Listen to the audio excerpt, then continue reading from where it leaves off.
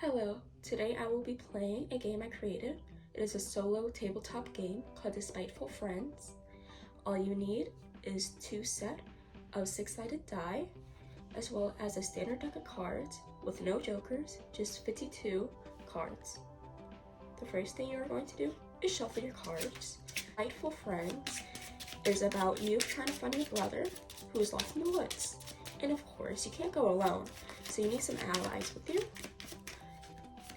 You can find demons, powerful, probably corrupt leaders, as well as normal people on the sidewalk. Place 7 piles from 7 cards to 1 pile of 1 card in descending order.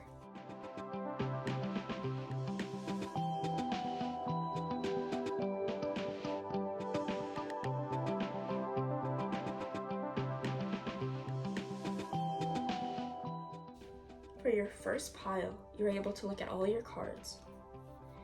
And what I see is that I have no pairs, which means I can pick any card from this pile, in which I pick this ace, because the ace means it is the demon, and I can use it in combat or on the path, and have it in any suite.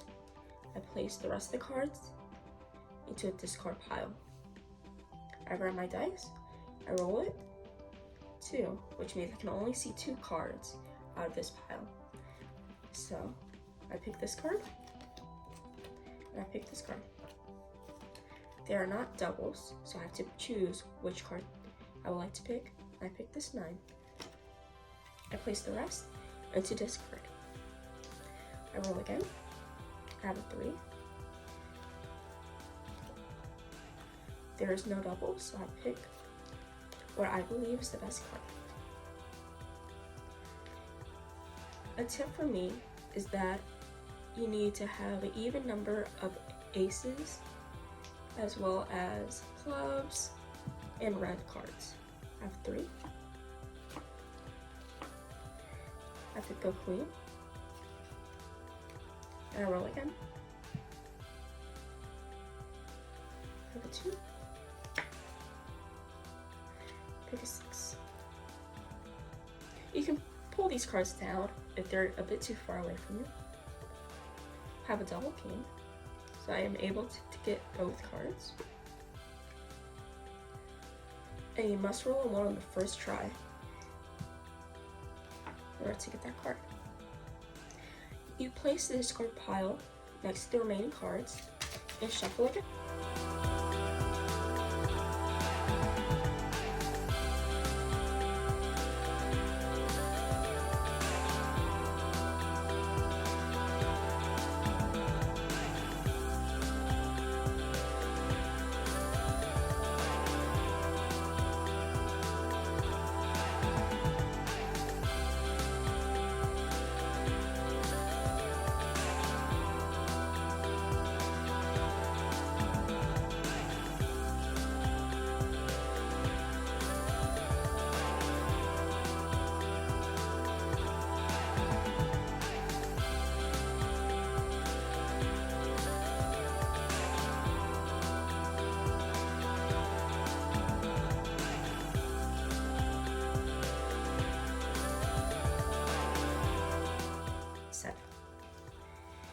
I must roll a 1.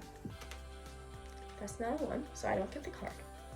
If any time during your little sidewalk trail, little sidewalk party, you roll something, for example, you have 3 cards or 4 cards, and you roll a 5, this is now a 5, it's now a 6, you have to roll again until you get a number on the dice that is under how many you have in your deck, or the same number that you have in your pile.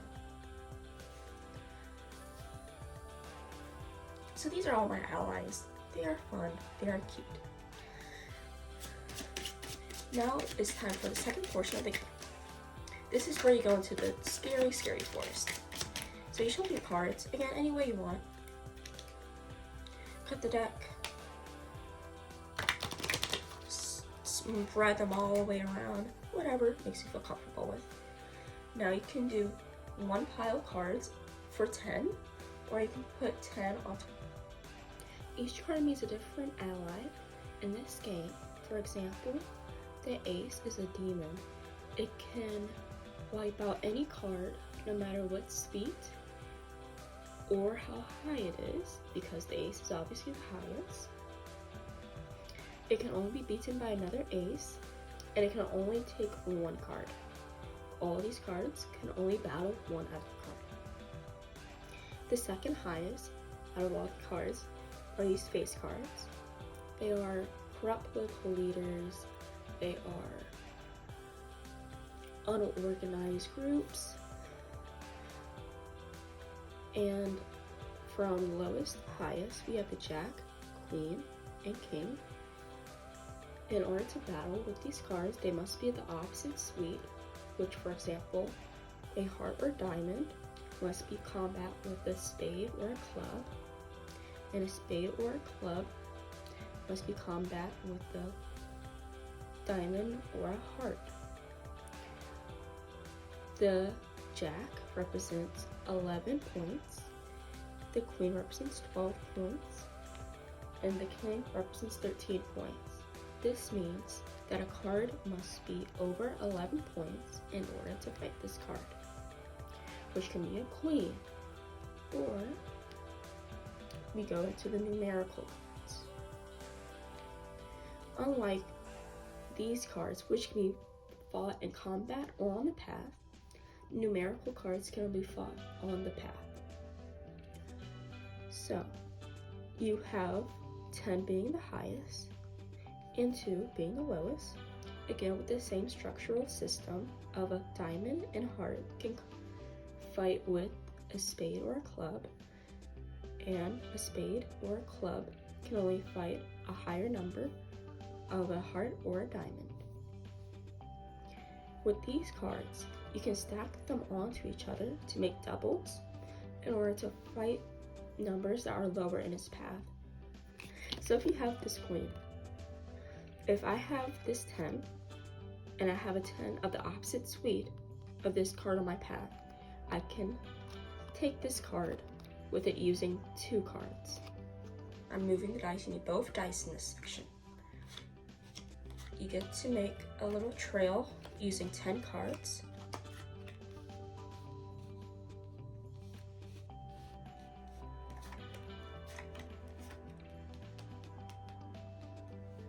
So here's my trail. It doesn't have to be like this, whichever way you feel like.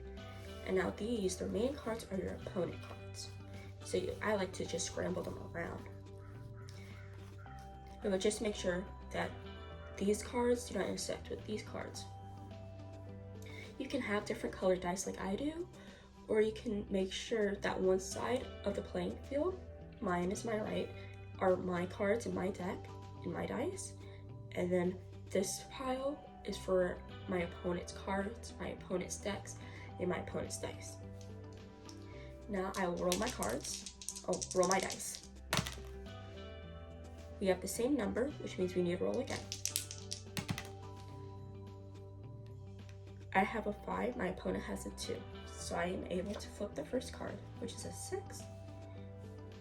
And since it is diamonds, I need to find the opposite suite, which is a club or a spade, and a number that is higher, which the 7 is. So I'm able to take this path card. Now my opponent, however, if it wants to steal, if the card is higher than both of these cards and of the opposite suite of my card, is able to steal. However, since it is a 6 of hearts, it cannot. So my opponent's card goes to the top of their discard, and I get the path card. I roll again. We both have 5s. My opponent gets to go because it has a 2 and I have a 1. My flipped card is a queen and they have a 5. It cannot play, so I will try to steal it. I can only use face cards or an ace against my opponent. So I will use this queen of diamonds, and I'm going to use this king of diamonds to get this card. So I move this around to make it look pretty and place my battle card face down, away from my victory cards.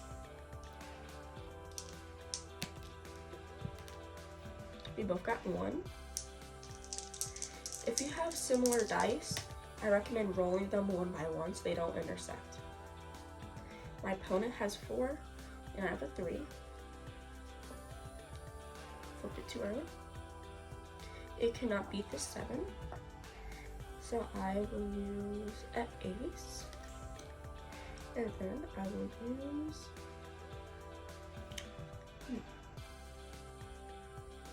this jack.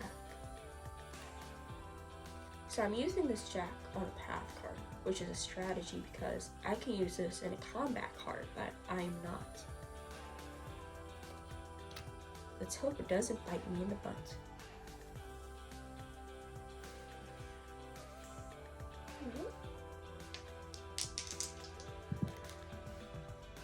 My opponent's turn. King. 5. I can steal it using 2 kings.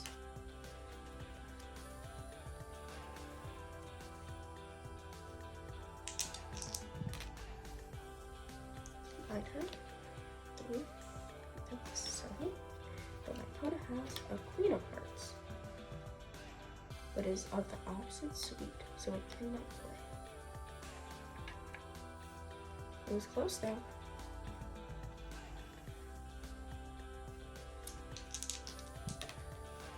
We got 2 and a 4.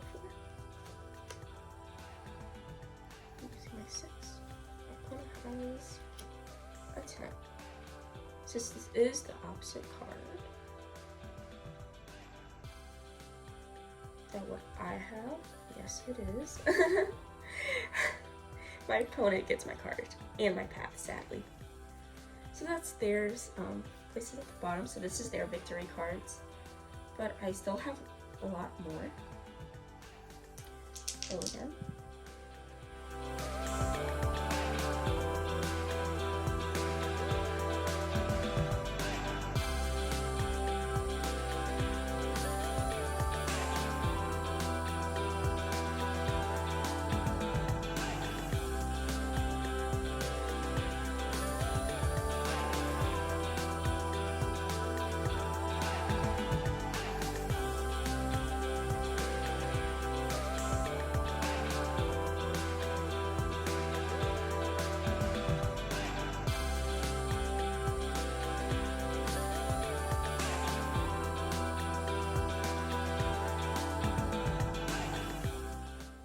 I can use a 9.